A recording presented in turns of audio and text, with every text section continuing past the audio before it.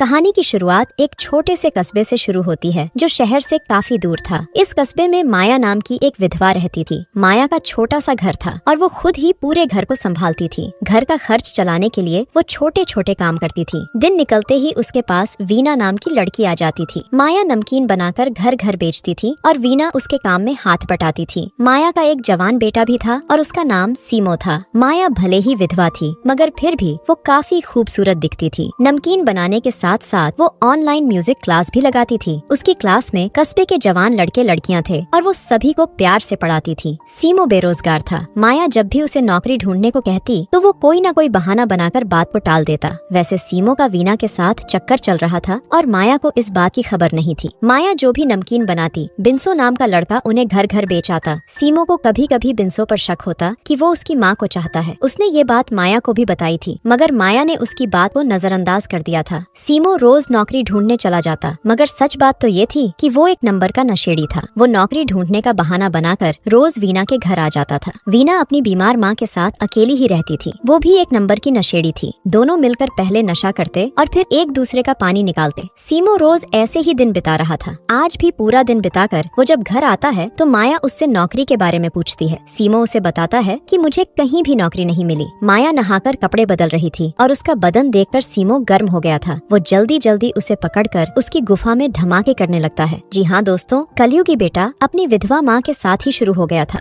वैसे इन दोनों का चक्कर काफी समय से चल रहा था। दिन के उजाले में ये माँ बेटे की तरह रहते और रात होते ही पति पत्नी बन जाते। दोनों 5 साल से इसी कस्बे में रह रहे थे और किसी को भी इनकी सच्चाई के बारे में नहीं पता था। अगले दिन माया और वीना काम कर रही थी। काम खत्म होता देखकर माया वीना को उसकी सैलरी देती है, जिसके बाद वीना चली जाती है। उसके जाते ही सीमो मजाक मजाक में उसके बदन की तारीफ करता है। वीना की तारीफ सुनकर माया जल गई। वो सीमो पर बेहद गुस्सा करती है और उसे नौकरी ढूंढने को कहती है। माया की बात सुनकर सीमो घर से चल पड़ता है, लेकिन वो नौकरी ढूंढने की जगह सीधा वीना के घर आ जाता है। वीना भी घर के काम कर रही थी। सीमो उसके साथ मस्ती करना चाहता था मगर वीना घर के काम करना चाहती थी। उसके रोकने पर भी जब सीमो नहीं रुकता तो वो भी उस पर काफी गुस्सा करती है। वीना उसे काफी बुरा भला कहकर घर से निकाल देती है। वीना के घर से निकलकर सीमो बाहर ही समय बिताने लगा। वो पूरा दिन बाहर बिताना चाहता था ताकि माया को लगे कि वो पूरा दिन नौकरी ढूंढता रहा। शाम को जब वो घर आता है तो उसे घर में माया नजर नहीं आती। वो उसे फोन भी करता है लेकिन माया का फोन बंद आ रहा था। माया घर में नहीं थी, इसलिए सीमो खुद ही रात का खाना बनाने लगा। खाना बनाकर वो माया का इंतजार करने लगा और इंतजार करते करते काफी रात हो गई। कुछ देर बाद माया घर आती है और उसके साथ एक नया लड़का भी था। वो जैसे ही अंदर आती है तो सीमो उससे देरी का कारण पूछता है। माया बताती है कि मैं शहर गई थी और बारिश के कारण मुझे देर हो गई। इसके बाद वो सीमो को नए लड़के से मिलवाती है। नए लड़के का नाम मैसी था और वो माया का म्यूजिक स्टूडेंट था। माया उसे भी ऑनलाइन पढ़ाती थी, लेकिन आज कुछ सोचकर वो उसे घर ले आई थी। जल्दी ही माया अपने कमरे में आकर अपने कपड़े बदलने लगी। सीमो उसके पास आकर पूछता है कि तुम मैसी को यहाँ क्यों लाई हो। माया उसे बताती है कि मैसी की माँ विदेश गई है और उसका शराबी बाप उसे मारता पीटता है। मुझे मैसी पर तरस आ गया, इसलिए मैं उसे यहाँ ले आई। उसकी माँ जल्दी ही वापस आ जाएगी और फिर मैसी यहाँ से चला जाएगा। सीमो को मैसी का आना अच्छा नहीं लगा था, लेकिन अब वो कुछ कर भी नहीं सकता था। जल्दी ही तीनों मिलकर खाना खाने लगे। मैसी सीमो से बात करने की कोशिश करता है मगर सीमो उसकी किसी भी बात का जवाब नहीं देता। खाने के बाद माया दोनों के लिए बिस्तर तैयार करने लगी और ये चीज भी सीमो को अच्छी नहीं लगती।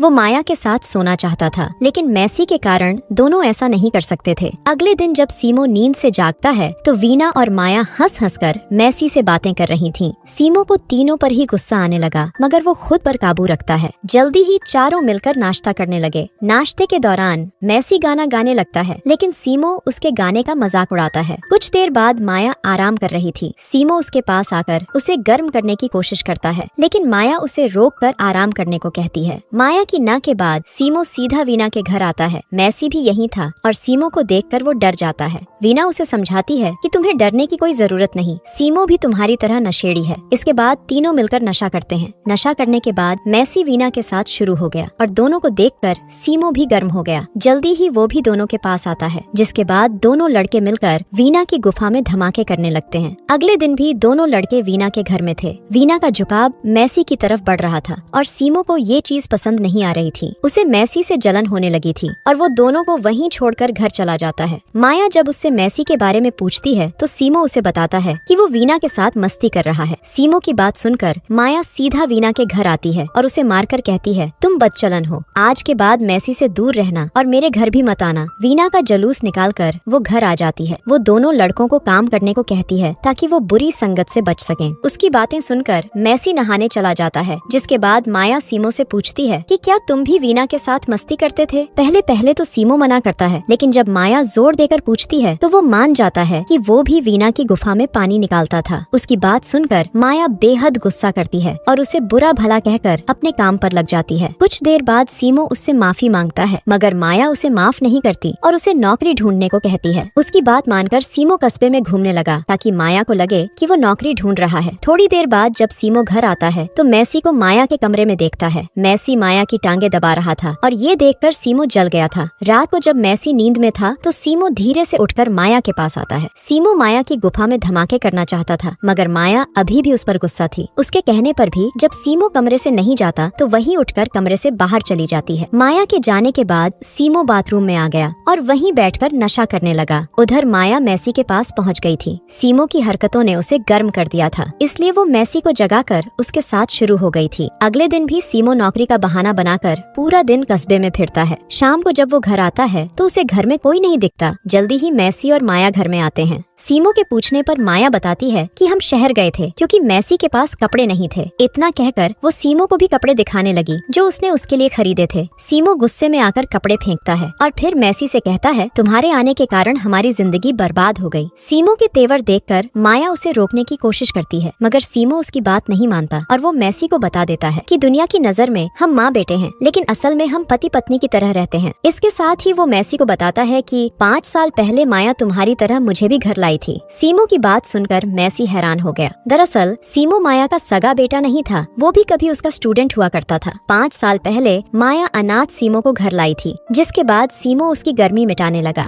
माया को जवान लड़कों के साथ ही मजा आता था। वो अब सीमो से बोर हो गई थी, इसलिए वो मैसी को घर लाई थी। मैसी के आने से सीमो डर गया था। उसे एहसास हो गया था कि मैसी उसकी जगह लेगा, इसलिए वो मैसी से बात भी नहीं करता। दोनों लड़के माया के लिए लड़ने लगे। माया पहले दोनों को रोकती है और फिर सीमो को घर से जाने को कहती है। माया की बात सुनकर सीमो टूट गया। वो एक चाकू उठाकर माया से कहता है कि अगर तुमने मुझे छोड़ दिया तो मैं खुद की जान ले लूंगा। उसका प्यार देखकर माया हैरान हो गई। वो उसे चाकू नीचे रखने को कहती है और सीमो उसकी बात मान जाता है। इसके बाद माया दोनों लड़कों को गले लगाकर कहती है कि तुम दोनों भाई भाई हो। कुछ देर बाद रात हो जाती है और दोनों लड़के माया का पानी निकालते हैं। अगले दिन माया कपड़े सुखा रही थी, जबकि दोनों लड़के कमरे में थे। सीमो अभी भी मैसी से जल रहा था, इसलिए वो उसे घर से चले जाने को कहता है। मैसी उसकी बात नहीं मानता, बल्कि उसे ही घर छोड़कर जाने को कहता है। मैसी की इस बात ने सीमो का दिमाग खराब कर दिया। वो पहले तो कुछ नहीं बोलता, मगर फिर मौका देखकर चाकू उठा लेता है। माया अभी भी कपड़े सुखा रही थी और इसी बीच